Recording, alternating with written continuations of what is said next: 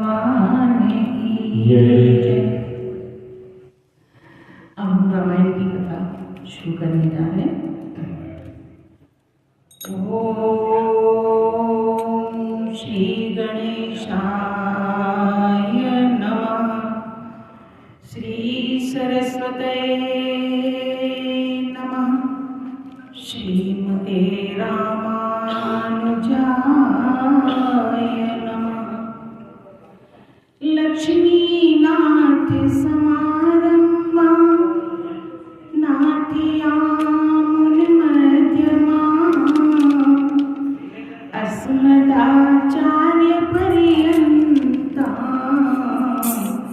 वन्दे गुरु परम्परा। वन्दे गुरु परम्परा। सीता मेरी मात है, पिता मेरे रघुनाथ। इन दोनों के चरणों में मेरी कोटि कोटि प्रणाम। मेरी कोटि कोटि प्रणाम। आए हैं तो प्रेम से लो हरि का नाम। सब भक्तों को इस दासी की जय जय सीताराम। जय जय राधेश्याम।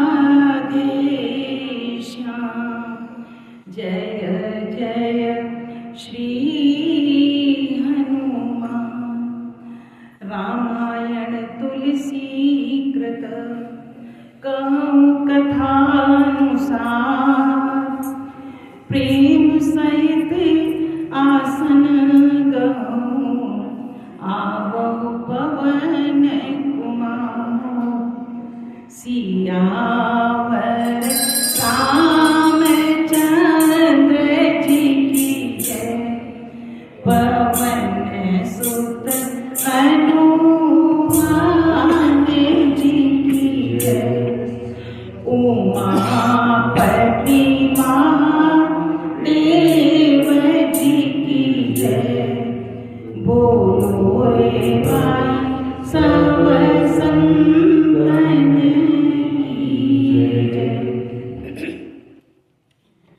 मंगल भवन अमंगल हारी। द्रवहु सुख सरत अचिर बिहारी। सिया राम माय सब जग जानी। करहु प्रणाम जोर जुग पानी। करहु प्रणाम जोर जुग पानी। परम मंगल में परात्पर अखिलेश्वर अखिल ब्रह्मांड नायक परात्पर पर ब्रह्म भगवान राम की वांग्मयी प्रतिमूर्ति श्री रामचरितमानस को श्रवण करने के लिए इस राधा कृष्ण मंदिर में आए हुए सभी भक्तों को जय सिया राम, जय राधे श्याम, जय श्री हनुमान। पीछे हमने सुना प्रिय भक्तों, पीछे काफी समय से बीते समय से राम लक्ष्मण और सीता जी का वनवास का प्रसंग चल रहा है। वनवास का प्रसंग चल रहा है और जिसमें प्रभु राम सीता जी और लक्ष्मण के साथ चित्रकूट में निवास करने लगे हैं, क्योंकि वाल्मीकि जी ने, ऋषि वाल्मीकि जी ने चित्रकूट स्थान को उनके विश्राम के लिए, उनके आश्रम बनाने के लिए अच्छी जगह बताई, तो वहाँ सभी निवास करने लगे हैं। चरिपर्ण उस कुटी में राम लक्ष्मण और सीता जी सभी निवास करने लगे हैं।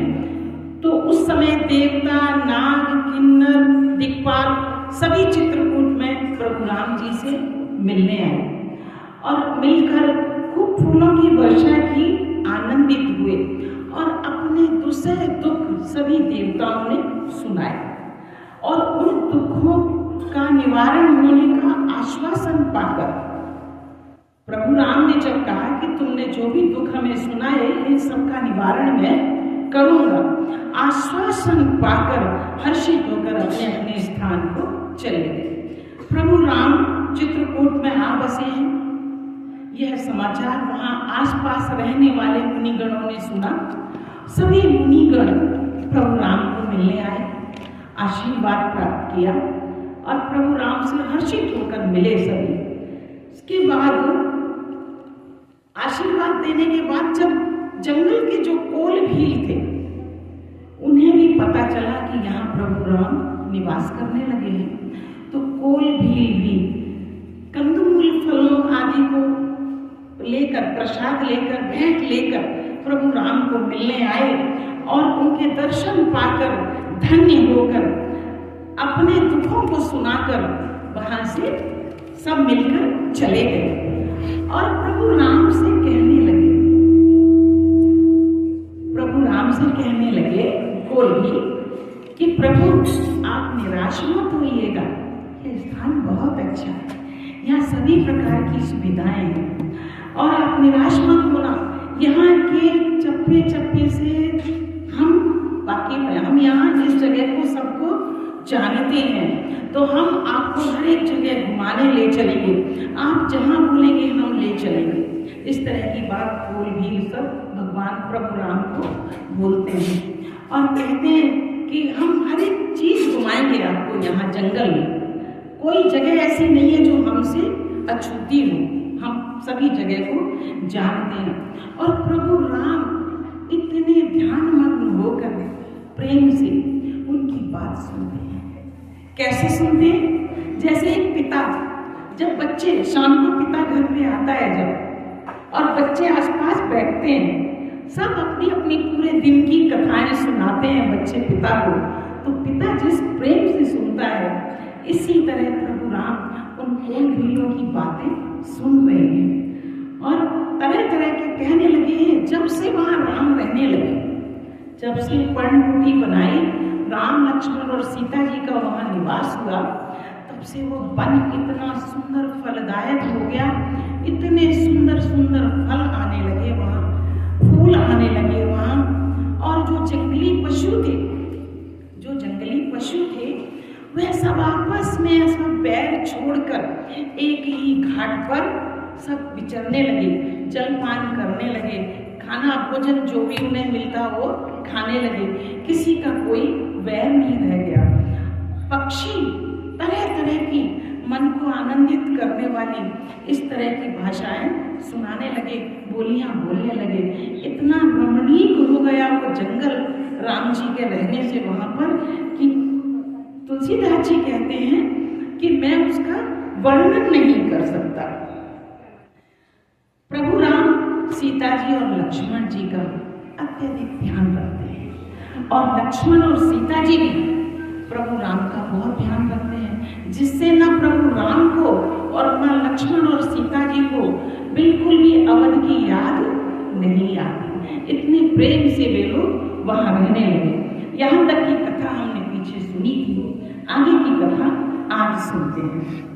राम लखन सीता सहित सोहत परन निकेत, जिनका सब भक्त अमरपुरी सची जयंत समेत।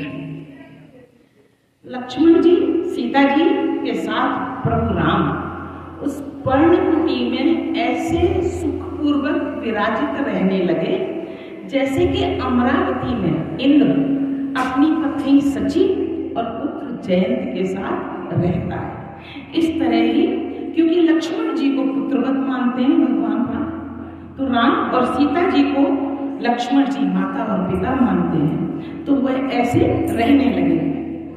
और जुग वही प्रभु सिया नहीं कहते पर कभी लोग बोलती कहते सिवनी नतन सिया रघुवीर सिया विवेकी पुरुष शरीर दीप्ति प्रभु असानी सुखारी अजमज सुरता ऐसे भिखारी कहे राम बन गवन सुहावा सुनाऊं सुमंत्र अवर जिनी आवा तेरे मुनि चार प्रभु पहुँचाई सजीव सहित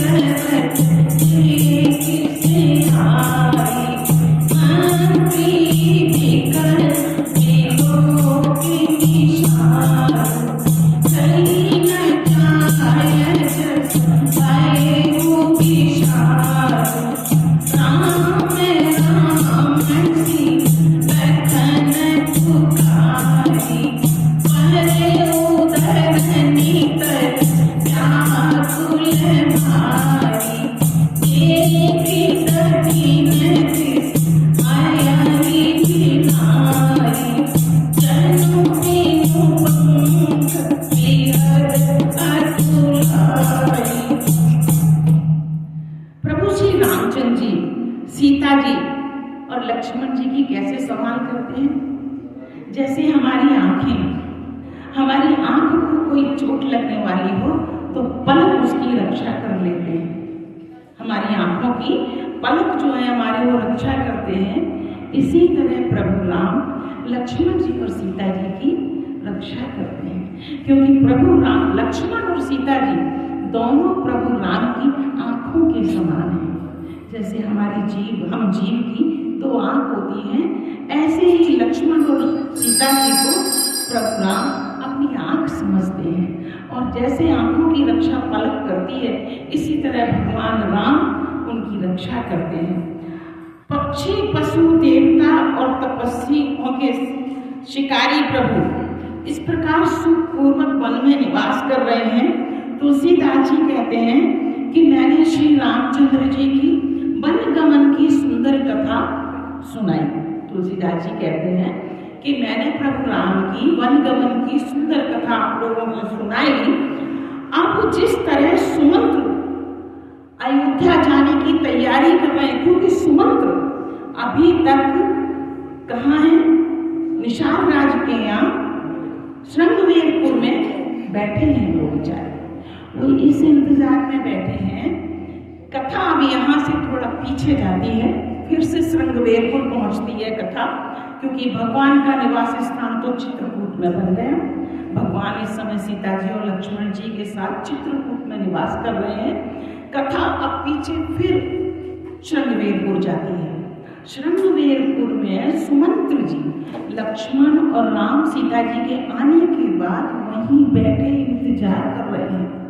वे सोचते हैं कि काश कुछ प्रभु की ऐसी कृपा हो, कुछ प्रभु की ऐसी कृपा हो कि राम लक्ष्मण और सीता जी लौट आए, तो मैं उनको लेके ही अवध जाऊं, मैं उन्हें लेकर ही साथ अवध जाऊं। इस इंतजार में बैठे हुए हैं वो। और वहां निषाद राज वापस पहुंचते हैं। निषाद जब राम लक्ष्मण सीता जी जब निकले तो भरद्वाज मुनि के आश्रम पर जब पहुंचे प्रयागराज, तो वहां से जब एक रात रुकने के बाद राम जी ने बोला कि हमें वन का सरल कोई रास्ता बता दीजिए, कोई सुगम रास्ता बता दीजिए। तो भरद्वाज ऋषि ने 4 तपस्वियों को उनके साथ भेजा, ब्रह्मचारियों को 4 ब्रह्मचारियों को भेजा रास्ता बताने के लिए। और जब चलते चलते यमुना नदी के किनारे पहुंचे, गांव में होते होते यमुना नदी के किनारे जब पहुंचे, तो वहां पर पहुंचकर प्रभु राम ने उन ब्रह्मचारियों को वापस प्रयागराज भेज दिया। गुरु को बोला, पर गुरु उनके सखा थे, मित्र थे बहुत अच्छे, वो आने को तैयार नहीं हुए। उतने में ही वहां पर एक तपस्वी प्रकट होते हैं, एक तपस्वी प्रकट होते हैं। अब कवि और लेखक तो कहते हैं कि ये एक क्षेपक है, परंतु जहां तक है वहां तक भक्तगण और ऋषि मुनिगण कहते हैं कि वो तेज पुंज, बड़े तेजवान थे वो तपस्वी, और उन्होंने प्रभु राम को अपना इष्ट मानकर प्रभु राम की चरण वंदना की, लक्ष्मण और सीता जी की भी चरण वंदना की, तथा प्रिय सखा जानकर गुह की भी उन्होंने चरण वंदना की तपस्वी ने, क्योंकि प्रभु के परम सखा हैं वो।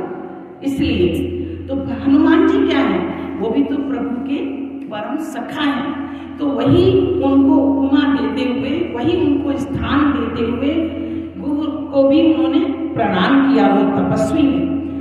तपस्वी के बारे में बोलते हैं कविगण या ऋषिगणी लोग कि या तो वे हनुमान जी थे जो अपने इष्ट को पहचान कर दर्शन करने आए हुए थे, या फिर ध्यानस्थ तुलसीदास जी थे जो ध्यान में मग्न बैठे हैं प्रभु राम के, या वो तेज पुंज शरीर धारण करके वे आए थे। वे दर्शन करके प्रणाम करके अंतर ध्यान हो गए। उसके बाद प्रभु राम ने निषाद राज को भी वापस श्रृंगवेरपुर भेज दिया। अब निषाद राज जब श्रृंगवेरपुर आए तो उसका विवरण अब चल रहा है। उन्होंने देखा कि सुमंत्र जी वहां बैठे हुए हैं, वे गए ही नहीं अवध, वे वहां बैठे हुए हैं। और फिर निषाद प्रभु ही पहुंचाए, सजीव सहित रथ देखी आए, अंबरी विकल की दोही शाय, नहीं न जाय जस भयो विशाय, राम राम सी लखन पुकारे, परे धरनी पर व्याकुल भार, देखि दक्षिण दिख अयरि नारी, जननी मुखंकि हृदय कुलारी। प्रभु रामचंद्र जी को पहुंचाकर जब निषाद राज लौट के श्रृंगवेरपुर पहुंचे, तब आकर उन्होंने मंत्री सुमंत को रथ के साथ वहीं पर बैठा देखा, और मंत्री को व्याकुल देखकर निषाद राज को ऐसा दुख हुआ कि तुलसीदास जी कहते हैं कि उस दुख का वर्णन किया नहीं जा सकता, उस दुख का वर्णन बिल्कुल नहीं किया जा सकता।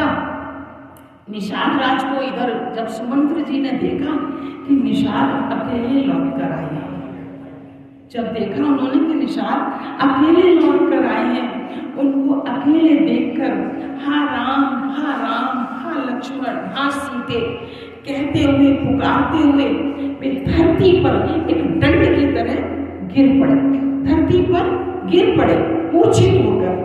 घोड़े दक्षिण दिशा की ओर, क्योंकि दक्षिण दिशा की तरफ ही भगवान राम गए थे, घोड़े भी दक्षिण दिशा की तरफ देख देख कर जिधर रामचंद्र जी गए थे हिन हिनाते हैं, और मानो ऐसे व्याकुल हो रहे हैं कि जैसे कोई पंछी हो, उसके पर काट दिए जाएं, वो उड़ने में असमर्थ हो जाए, वो पड़ा पड़ा तड़पड़ाता है। इसी तरह वे घोड़े तड़पड़ाने लगे, हिन हिना के तड़पड़ाने लगे। और नहीं त्रन चरहिन पियई जल, मोचहि लोचन मारी, व्याकुल भय निषाद सब रघुबरि बाझि निहार। वो न तो घास खाते हैं, न पानी पीते हैं, केवल आंखों से जल बहा रहे घोड़े। अब ये सोचिए कि पशुओं की ये दशा है, तो रामचंद्र जी के जाने के बाद जो मनुष्य थे उनकी क्या दशा हुई होगी। रामचंद्र जी के घोड़ों की दशा देखकर सारे निषाद जो थे वो व्याकुल हो गए, व्याकुल हो गए उनकी दशा देख देख कर। और धरी धीरज तब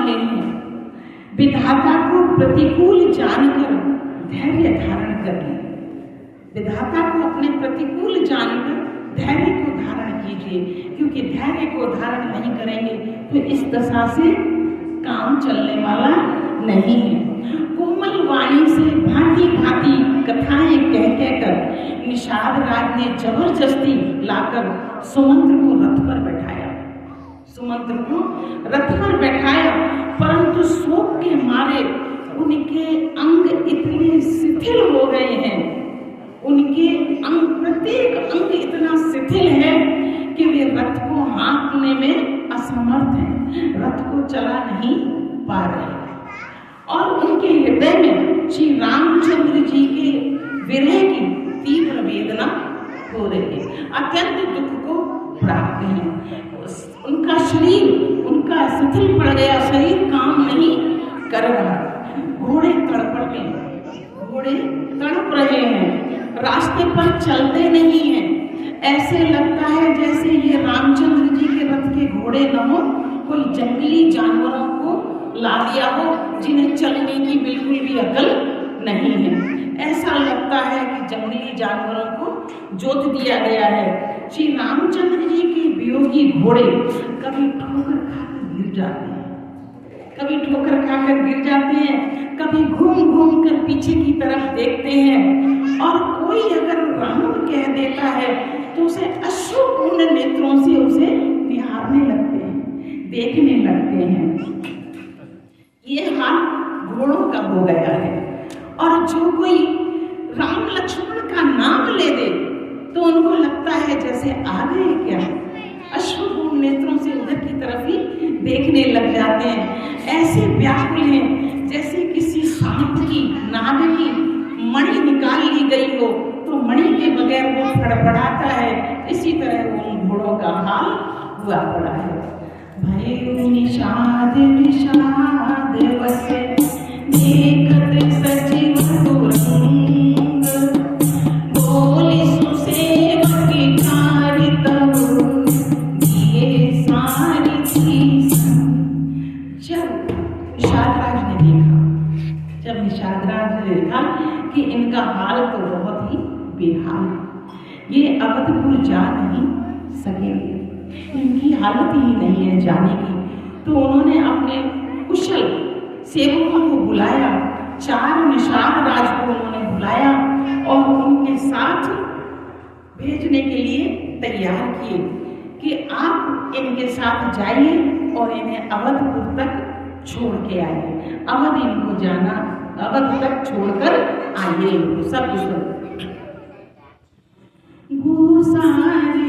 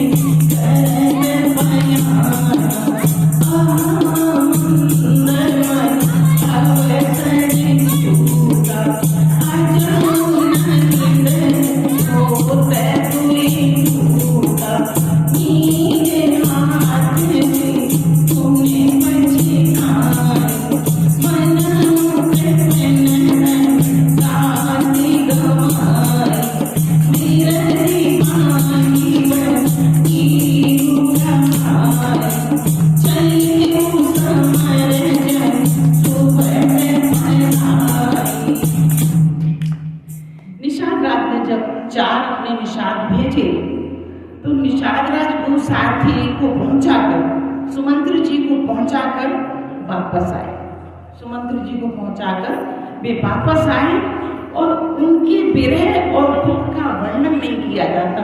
वे भी सुमंत्र जी को छोड़ने गए तो इतने दुखी हो गए उनकी दशा देख देख कर कि वे निषाद भी अत्यंत दुखित हो गए। चारों निषाद रथ लेकर अवध को चले थे। जब चारों निषाद अवध को चले तो सुमंत्र और घोड़ों को देख देख कर उन्हें भी क्षण क्षण एक क्षण भी उन्हें सुकून नहीं मिला, उन्हें आनंद नहीं आया बिल्कुल भी। इतने दुखित थे उनकी दशा देख देख कर। सुमंत्र उनसे घोड़ों की दशा देखी नहीं जा रही थी। व्याकुल और दुख दीन हुए सुमंत्र जी सोचते हैं अब रथ तो निषाद राज हाँक रहे हैं और सुमंत्र जी को पीछे बिठाया हुआ है। उनका सोचना चालू है। वे सोचते हैं, अपने जीवन को धिक्कार देते हैं कि आखिर ये अधम शरीर, क्योंकि जो हमारा शरीर है पंचभूतों से बना हुआ है, पंचभूतों में इन्हें मिलना है। ये शरीर जीवित तो रहेगा नहीं, ये शरीर जीवित तो रहेगा नहीं, इसे तो मरना ही है। परंतु ये रघुवर राम जी के वियोग में जीवित क्यों है, ये सोच सोच कर धिक्कार रहे हैं खुद को सुमंत्र जी। रामचंद्र जी के बिछुड़ते ही अगर ये छूट जाता, ये राम को रोक तो न सका, ये शरीर राम को रोक तो न सका बन जाने से। परंतु अगर ये छूट जाता शरीर मेरा तो एक यश तो मिल जाता कि राम के वियोग में ये शरीर काम आया। राम नहीं मिले, राम नहीं रहे तो ये मेरा शरीर भी नहीं रहा। कम से कम ये यश तो इसे मिल जाता, ये यश से भी वंचित हो गया। यह करते करते दुखित हैं और ये प्राण अपयस के भांडे बन गए। मैंने अपयस इतना भर गया इनमें, बड़े बड़े बर्तन बन गए अपयस के। या तो ये राम को वापस ही ले आता मेरा शरीर, और या फिर ये राम के वियोग में मर क्यों नहीं गया, ये खत्म क्यों नहीं हो गया। ये सोचते सोचते वे धिक्कारने लगे, हाय नीच मन, तूने बहुत अच्छा मौका निकाल दिया, अपने आप को धिक्कार रहे हैं। इस हृदय के टुकड़े क्यों नहीं हो गए, इस हृदय के टुकड़े हो जाने चाहिए थे। ये प्रभु राम के बगैर जीवित कैसे रहेगा, ये सांस कैसे ले रहा है मेरा हृदय, इसके तो टुकड़े हो जाने चाहिए थे। सुमंत्र हाथ मल मल कर और सिर पीट पीट कर पछताते हैं, पर पछताने से क्या होता है, वो है वही जो राम रच राखा और को कर तरक बढ़ावे साखा, को कर तरक बढ़ावे ऐसा था, मानो ऐसे रो रहे हैं जैसे कोई बहुत धनवान एकदम कंगाल हो गया, एकदम कंगाल हो गया हो, वह सारा धन खो बैठा हो। इस प्रकार चले मानो कोई बड़ा योद्धा वीर का बाना पहनकर, कोई योद्धा वीर का बाना पहना हो और उत्तम सूरवीरों में उसका नाम भी हो, उत्तम सूरवीरों में उसका नाम भी हो, और ऐसा होने के बाद वो युद्ध से भाग जाए, युद्ध से भाग जाए। ऐसा महसूस कर रहे हैं सुमंत्र अपने आप को, इतने अपने आप को दुखित किया उन्होंने कि अपने आप पर उनको लज्जा आ रही है। विप्र विवेकी वेद विगर सम्मत साध सुजान, जिनको के मद मान कर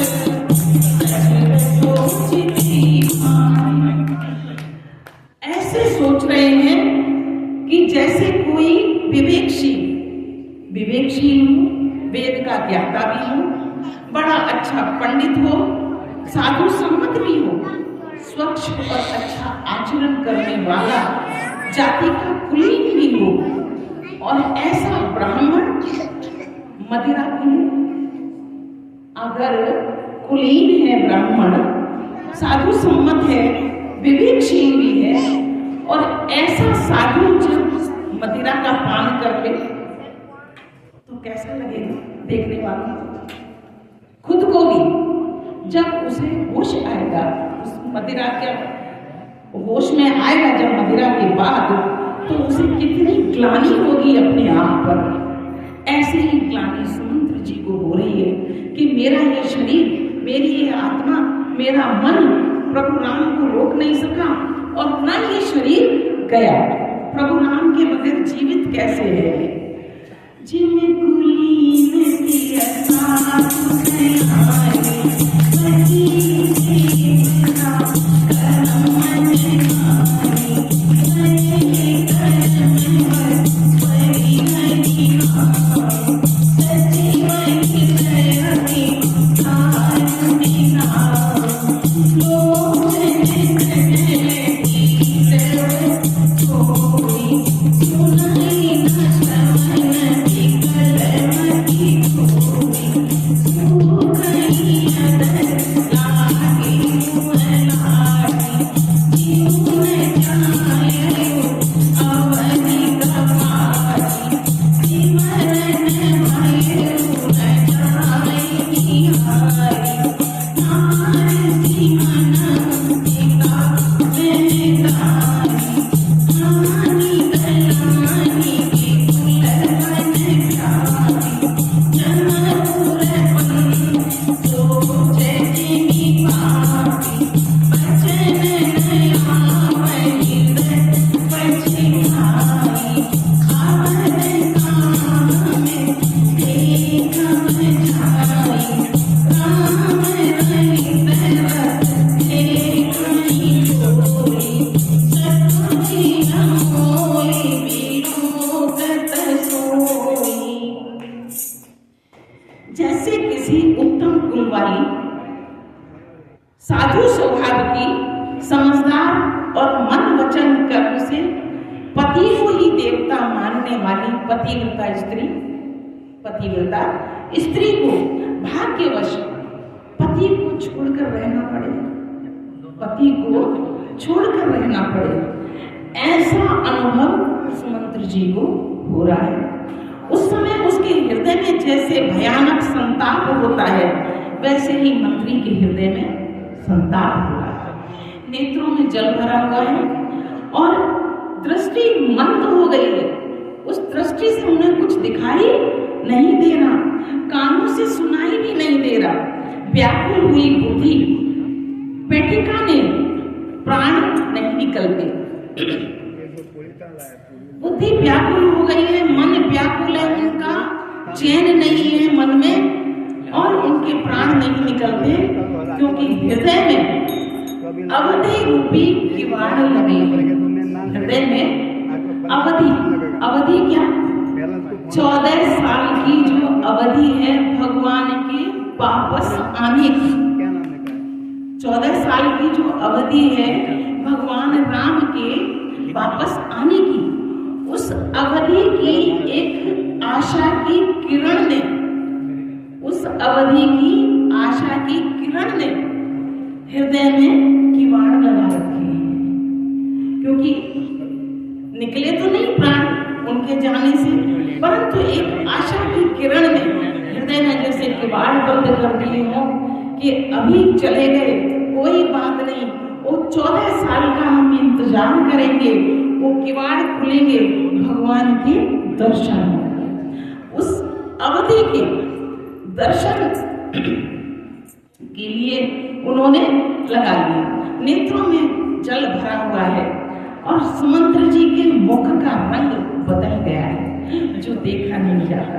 ऐसा मालूम होता है मानो इन्होंने माता पिता को मार डाला हो, मानो अपने माता पिता को मार डाला हो। उनके मन में राम वियोग रूपी हानि की महान ग्लानि पीड़ा छाई हुई है। जैसे कोई पापी मनुष्य नरक को जाता हुआ रास्ते में सोच कर रहा हो, जैसे कोई पापी मनुष्य हो और उसे नरक के रास्ते पर वो जा रहा हो और मन में सोच रहा हो कि मैंने ऐसा क्यों किया जो मुझे नरक में जाना पड़ रहा है। ऐसा सुमंत्र जी की नेत्रों में जल भरे हुए हैं, आंखों से कुछ दिखाई नहीं दे रहा, कान से कुछ सुनाई नहीं दे रहा, बुद्धि बेठिकाने हो गई है, लाठी लग गई है गले में, गला फंस गया है। सब मृत्यु के लक्षण होने के बाद भी उनके शरीर से आत्मा निकलती नहीं है, तो वह बड़े ही पछता रहे हैं कि मृत्यु के सब लक्षण इस शरीर में आ गए हैं, परंतु आत्मा निकल नहीं रही है, प्राण निकल नहीं रहे हैं, मुंह से वचन नहीं निकलते, हृदय में पछताते हैं। अयोध्या में जाकर मैं क्या देखूंगा? श्री रामचंद्र जी से शून्य रथ को जो देखेगा वह मुझे देखने में भी संकोच करेगा, वह मेरा मुंह भी देखना नहीं चाहेगा, क्योंकि राम जी को लेके तो मैं ही गया था। अब जब राम जी के विहीन उस रथ को देखेंगे, तो लोग पछताएंगे और कहेंगे कि नहीं, हमें सुमंत्र का मुंह नहीं देखना है, क्योंकि सुमंत्र का मुंह देखें क्या, ये तो भगवान को छोड़कर आ गए। और थाए पहुंची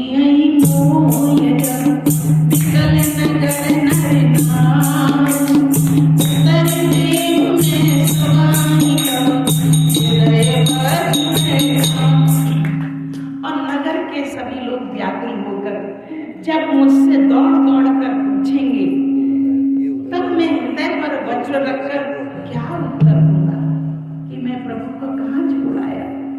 क्या उत्तर दूंगा कि कहाँ प्रभु को छोड़ दिया? और पूछे दीन दुखी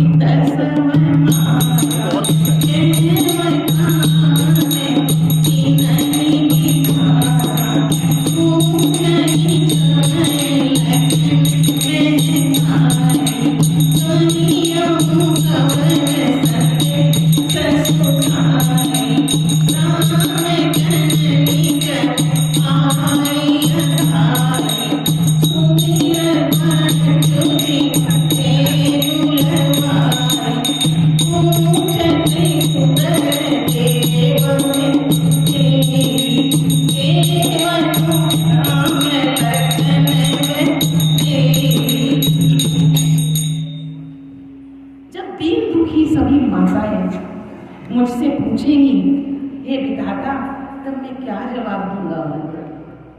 मैं क्या जवाब दूंगा उनको? मैं क्या कहूंगा उनको? जब लक्ष्मण जी की माता मुझसे पूछेंगी, तब मैं उनको कौन सा सुखदायी संदेशा दूंगा? जब लक्ष्मण जी की माता पूछेगी, तो मैं उन्हें कौन सा सुखदायी संदेशा दूंगा कि मैं प्रभु राम, लक्ष्मण और सीता जी को कहाँ छोड़कर आ गया? श्री राम जी की माता जब इस कार दौड़ी आएंगी, जब कैसे आएंगी? जैसे कोई नई गाय बच्चा देती है, ब्याती है, तो वह दौड़ती है जैसे, ऐसे ही जब राम जी की माता कौशल्या दौड़कर आएंगी तो मैं उन्हें क्या जवाब दूंगा कि मैं राम लक्ष्मण और सीता जी को कहाँ छोड़कर आ गया। उनके पूछने पर मुझे कुछ उत्तर नहीं बन पाएगा। और जो पूछे ते उत्तर देवा जाइया बदया ऐसु करेवा पूछई कमई राम कहिया जीवन जासुर गुना मैं हकीरा तेरा उदर मुमलाई आया कुशल कुंवर पहुँचाई सुनत लखन सी राम सखे सनहि मगनु पर हराई नरे। अब मुझे जो भी पूछेगा तो मुझे तो यही उत्तर देना पड़ेगा। अब अयोध्या जाकर मुझे अब यही सुख लेना है।